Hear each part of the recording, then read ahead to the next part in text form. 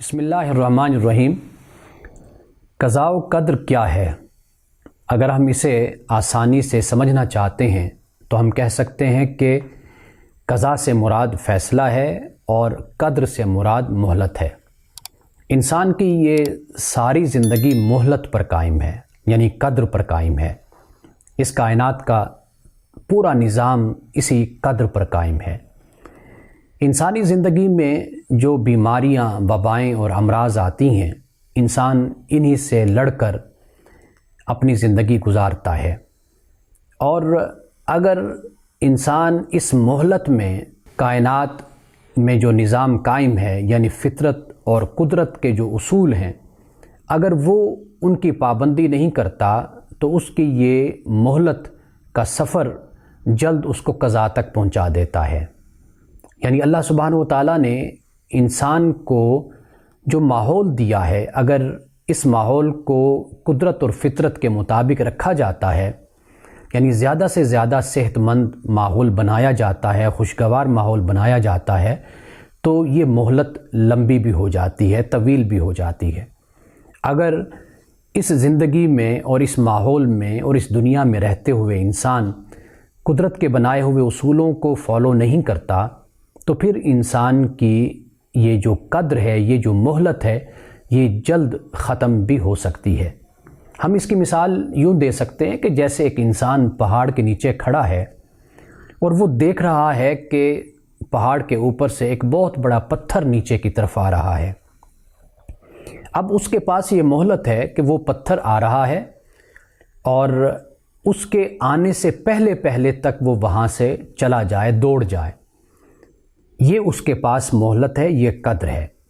اور اگر وہ وہاں پہ کھڑا رہتا ہے تو پھر اس کے بعد فیصلہ صادر ہو جاتا ہے، یعنی وہ پتھر اس پر آ کر لگے گا، اس کو کچل دے گا اور اس کی جان لے لے گا۔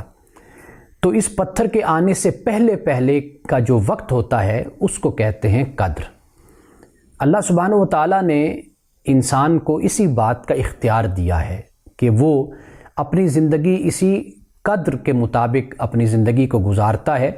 اگر یہی وقت جو اللہ نے اس کو دیا ہے، اگر اس کو وہ بہتر کر لے، یعنی جسمانی طور پر ان تمام ذرائع اور وسائل کو اختیار کرے کہ جو صحت کا باعث بنتے ہیں، اور ان تمام طریقوں سے بچنے کی کوشش کرے کہ جو انسان کو بیمار کرتے ہیں، تو ایک تو انسان کی لائف کی کوالٹی بہتر ہو جاتی ہے، اور دوسری بات یہ ہوتی ہے کہ اس قدر میں اور اس مہلت میں انسان کی زندگی، اس کی عمر بھی لمبی ہو جاتی ہے۔